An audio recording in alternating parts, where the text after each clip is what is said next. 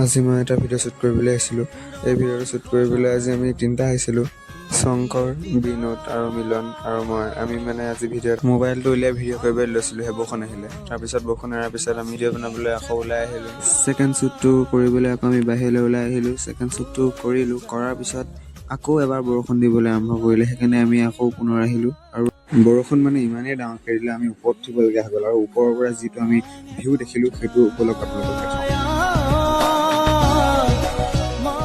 তেনেকুৱা কৰি মেলি থাকোঁতে তাহাঁতেও ওপৰত উঠি আহিলে আৰু তাৰপিছত এজন মানুহক লগ পালোঁ।